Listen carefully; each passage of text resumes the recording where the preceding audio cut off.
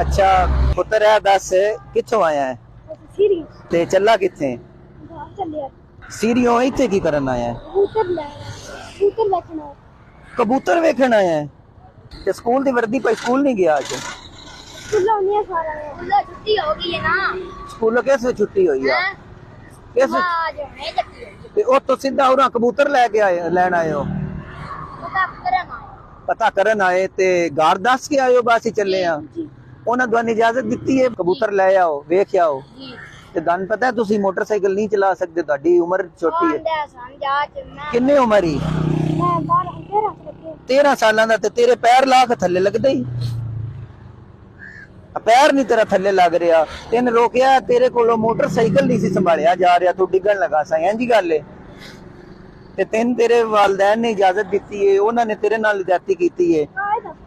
Scooter ਭਾਵੇਂ ਇਹਦਾ ਚਲਾਉਂਦਾ ਮੇਰਾ ਪੁੱਤਰ, ਤੂੰ ਇਹਦਾ ਦੋਵੇਂ ਇੱਕੋ ਜਿਹੇ ਹੋ ਤੇ ਇਹ ਗਲਤ ਕੰਮ ਹੈ। ਨਿੱਕੀ ਉਮਰ ਵਾਲਾ ਤੇ ਮੋਟਰਸਾਈਕਲ ਚਲਾ ਹੀ ਨਹੀਂ ਸਕਦਾ। ਹੁਣ ਅਸੀਂ ਇੰਜ ਕਰੂੰਗਾ, ਮੈਂ ਤੁਹਾਡਾ ਮੋਟਰਸਾਈਕਲ ਕਰੂੰਗਾ ਬੰਦ, ਤੇਰੇ ਤੇ ਅੱਬੂ ਇਹ ਨਾਲ ਲੈ ਕੇ ਆਵੇਗਾ ਨਾ ਤੇ ਫਿਰ ਤੁਹਾਨੂੰ ਮੋਟਰਸਾਈਕਲ ਵਾਪਸ ਦੇ ਦੇਵਾਂਗੇ। नहीं चलान जुर्माना भी होना है और मोटरसाइकिल भी बंद होना है ਤੁਹਾਡਾ, ठीक है? अब्बू ਨੂੰ बुला लो या फोन नंबर 10 on फोन करिए, ਉਹ ਆ ਕੇ ਮੋਟਰਸਾਈਕਲ ਲੈ ਜਾਏ, ठीक है? ਇਹ ਦਾ ਇਹਦੇ ਅੱਬੂ ਨੂੰ ਕਰਨੇ ਆ ਨਾ ਪੁੱਤਰ ਤੁਹਾਡਾ, ਤੁਸੀਂ ਮੋਟਰਸਾਈਕਲ ਤੁਹਾਡੀ ਉਮਰ ਨਹੀਂ ਨਾ ਚਲਾਉਣ ਦੀ।